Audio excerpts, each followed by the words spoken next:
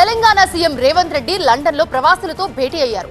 పెట్టుబడులు, విద్యారంగం, భవిష్యత్ కార్యాచరణపై చర్చించారు. తెలంగాణ అభివృద్ధిలో భాగం కావాలని ప్రవాసులు, పెట్టుబడిదారులు, విద్యావేత్తలను కోరారు సీఎం. విద్యా ప్రమాణాలు పెంచేందుకు విదేశీ నిపుణుల అనుభవాన్ని తెలంగాణ అభివృద్ధికి ఉపయోగించాలని సీఎం సూచించారు. సీఎం సూచనతో సైనికుల్లా పనిచేస్తామని ఎన్ఆర్ఐలు స్పష్టం చేశారు. విదేశీ పర్యటన ముగించుకుని సీఎం రేవంత్ రెడ్డి హైదరాబాద్ చేరుకున్నారు. ఇవాళ మధ్యాహ్నం కాంగ్రెస్ నేతలతో సీఎం సమావేశం కానున్నారు. తాజా రాజకీయ పరిణామాలతో పాటు కొండా సురేఖ, చిన్నారెడ్డి వ్యవహారంపై చర్చించనున్నారని తెలుస్తోంది. మంత్రి సురేఖపై చర్యలు తీసుకోవాలని కొందరు నేతలు పట్టుబడుతూ ఉండడంతో మీనాక్షి నటరాజన్ రంగంలోకి దిగారు. పార్టీ లైన్ దాటితే చర్యలు తప్పవని పీసీసీ అధ్యక్షుడు మహేష్ గౌడ్ హెచ్చరించారు. ఇవాళ సాయంత్రం టీపీసీసీ జూమ్ సమావేశం జరగనుంది. డీసీసీ అధ్యక్షులు, ఎమ్మెల్యేలు, ఎస్ఐఆర్ కోఆర్డినేటర్లతో మహేష్ గౌడ్ సమీక్ష నిర్వహించనున్నారు. ఈ నెల 27న జరగనున్న గ్రామ, వార్డు సభలతో పాటు పెండింగ్ అంశాలు, ఎస్ఐఆర్ ఫేజ్ 2 పురోగతిపై కీలకంగా చర్చించనున్నారు. పార్టీ కోసం కష్టపడిన వారికి పదవుల్లో ప్రాధాన్యత ఉంటుందని తెలంగాణ పీసీసీ చీఫ్ మహేష్ గౌడ్ స్పష్టం చేశారు. నిజామాబాద్ జిల్లా కార్యకర్తల భేటీకి హాజరై మాట్లాడారు. పదవుల భర్తీలో అన్ని వర్గాలకు సమన్యాయం కల్పిస్తామన్నారు. 70% పదవులను పాత కార్యకర్తలకే ఇవ్వాలని అధిష్టానం నిర్ణయించిన విషయాన్ని గుర్తు చేశారు. ఎన్ఎస్యుఐ, యూత్ కాంగ్రెస్ తో పాటు పార్టీకి అండగా నిలిచిన వారికి తొలి ప్రాధాన్యత ఇస్తామన్నారు. మంత్రి కొండా సురేఖ కాంగ్రెస్ చీఫ్ మల్లికార్జున ఖర్గేను కలిశారు. కర్ణాటక మంగళూరులో జరిగిన భేటీలో సుష్మిత వ్యాఖ్యలపై వివరణ ఇచ్చారు. కొందరు ఉద్దేశపూర్వకంగా తనపై కుట్ర చేస్తున్నారని ఖర్గే దృష్టికి తీసుకెళ్లారు కొండా. అయితే పార్టీకి వ్యతిరేకంగా మాట్లాడడంపై ఖర్గే అసహనం వ్యక్తం చేశారు. పార్టీకి నష్టం కలిగించేలా మాట్లాడొద్దని సూచించారు ఆయన. అనుచిత వ్యాఖ్యలపై టీపీసీసీకి జవాబు చెప్పాలని ఆదేశించగా ఇప్పటికే 2 సార్లు వివరణ ఇచ్చిన విషయాన్ని మంత్రి గుర్తు చేశారు. ఆటో యూనియన్లతో రవాణా శాఖ చర్చలు సఫలమయ్యాయి. అర్ధరాత్రి నుంచి తలపెట్టిన సమ్మెను కార్మికులు విరమించుకున్నారు. ఆటో డ్రైవర్లకు 12,000 సాయంపై కేబినెట్ లో చర్చిస్తామని మంత్రి పొన్నం హామీ ఇచ్చారు.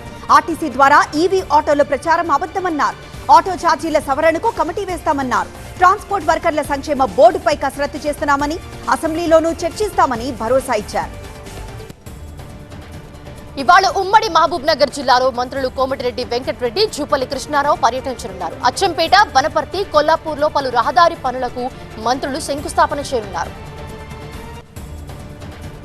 హైదరాబాద్ లో బీజేపీ తలపెట్టిన దీక్షకు పోలీసులు అనుమతి నిరాకరించారు. ఫీజు బకాయి, బీజేపీ లడాయి పేరుతో పార్టీ కార్యాలయం దగ్గర 2 రోజుల దీక్షకు బీజేపీ నేతలు ప్లాన్ చేశారు. శాంతి భద్రతల సమస్య తలెత్తే అవకాశం ఉందని పోలీసులు అనుమతి ఇవ్వలేదు. అయితే అనుమతి లేకపోయినా దీక్ష చేపడతామని బీజేపీ నేతలు స్పష్టం చేశారు. కాంగ్రెస్ ప్రభుత్వ ప్రజా వ్యతిరేక విధానాలపై బీఆర్ఎస్ సమర భేరి మోగించింది. కాంగ్రెస్ 1000 రోజుల పాలనలో జరిగిన దగాను ఇంటింటికి తీసుకెళ్లాలని మాజీ మంత్రి కేటీఆర్ కార్యకర్తలకు దిశానిర్దేశం చేశారు. వచ్చే నెల 2 నుంచి రాష్ట్ర వ్యాప్తంగా నిరసనకు దిగాలని కోరారు. హామీల అమలులో కాంగ్రెస్ వైఫల్యాన్ని గడప గడపకు చేర్చాలని కోరారు కేటీఆర్. 22A భూ బాధితులతో మాజీ మంత్రి హరీష్ రావు ముఖాముఖి అయ్యారు. కమిషన్ల కోసమే భూములను 22A కింద చేర్చారని ఆరోపించారు.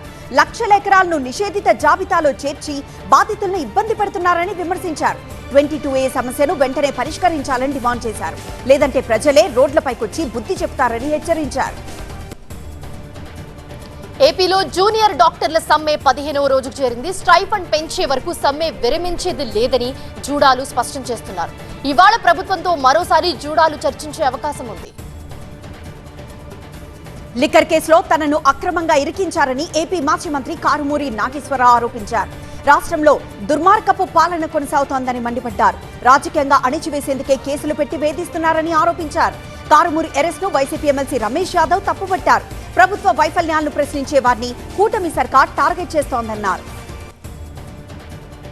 ఉపరాష్ట్రపతి రాధాకృష్ణన్ ఇవాళ ఏపీలోని ఏలూరు జిల్లా మన్సూరులో పర్యటిస్తున్నారు. అయితే పాప్కార్న్ ఉత్పత్తికి కృషి చేస్తున్న మొక్కజొన్న రైతులతో సమావేశమై వాళ్ళందరినీ సన్మానిస్తారు. ఉపరాష్ట్రపతి పర్యటనకు సీఎం చంద్రబాబు, గవర్నర్ అబ్దుల్ నజీర్ హాజరు కానున్నారు. ప్రముఖుల రాకతో పోలీసులు భారీ భద్రతా ఏర్పాట్లు చేశారు. అక్కడ శ్రీశైలం భ్రమరాంబికాదేవికి ఒక భక్తుడు బంగారు గోపురం కలశం విరాళంగా ఇచ్చాడు. కర్ణాటక రాయచూరుకు చెందిన గురు బసవప్ప అనే భక్తుడు 47 గ్రాముల బంగారంతో చేసిన గోపుర కలశంను, ఆ నమూనాను అమ్మవారికి కానుకగా అందజేశారు. బంగారు కలశం సమర్పించిన భక్తుడికి అర్చకులు స్వామివారి శేష వస్త్రాలు అందజేసి ఆశీర్వదించారు.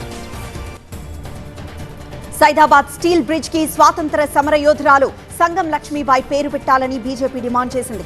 తెలంగాణ కోసం ఆమె చేసిన సేవలను గుర్తిస్తూ బ్రిడ్జ్ కి ఆమె పేరు ఖరారు చేయాలని బీజేపీ భాగ్యనగర్ జిల్లా అధ్యక్షుడు నిరంజన్ యాదవ్ కోరారు. ఈ విషయంపై బండారు దత్తాత్రేయ సీఎం రేవంత్ రెడ్డికి లేఖ రాశానని తెలిపారు. ఏఈ నూకరాజు ఆత్మహత్య కేసులో నిందితుడు సాదిక్ ను పోలీసులు కాకినాడకు తీసుకొచ్చారు. 2 రోజుల క్రితం ఉత్తరప్రదేశ్ లో అరెస్టైన సాదిక్ కు ఇవాళ వైద్య పరీక్షలు నిర్వహించనున్నారు. అనంతరం మ్యాజిస్ట్రేట్ ఎదుట హాజరుపరచనున్నారు. సైదాబాద్ సింగరేణి కాలనీలో రాష్ట్ర స్థాయి తీజ్ ఉత్సవాల ముగింపు వేడుకలు ఘనంగా జరిగాయి. సేవాలాల్ బంజారా సంఘం ఆధ్వర్యంలో జరిగిన కార్యక్రమానికి కవిత ముఖ్య అతిథిగా హాజరయ్యారు. 9 రోజుల పాటు బంజారా సంప్రదాయాల ప్రకారం యువతులు ప్రత్యేక పూజలు నిర్వహించారు. 3000 బుట్టలకు రోజుకు 3 సార్లు నీళ్లు పోస్తూ భక్తి శ్రద్ధలతో పూజలు చేశారు. విజయవాడలో హోటళ్లు, వాటర్ ప్లాంట్లపై వీఎంసీ అధికారులు ఆకస్మిక తనిఖీలు చేపట్టారు. పారిశుద్ధ్య లోపాలపై పలు సంస్థలకు నోటీసులు అందజేశారు. నిబంధనలు ఉల్లంఘించిన 2 హోటళ్లకు 10,000 రూపాయల చొప్పున జరిమానా విధించారు. 3 రోజుల్లో లోపాలు సరిచేయకుంటే ట్రేడ్ లైసెన్సులు రద్దు చేస్తామని హెచ్చరించారు. తిరుపతిలో పలు హోటళ్లపై అధికారులు ఆకస్మిక తనిఖీలు చేపట్టారు. పారిశుద్ధ్య లోపాలతో పాటు కుళ్లిపోయిన ఆహార పదార్థాలను గుర్తించారు. దాదాపు 500 కిలోల పాడైన ఆహారాన్ని స్వాధీనం చేసుకుని పలు హోటళ్లకు నోటీసులు, జరిమానాలు విధించారు. అపరిశుభ్రతపై పంజాబీ దాబాతో పాటు కొన్ని ఫాస్ట్ ఫుడ్ హోటళ్లను సీజ్ చేశారు.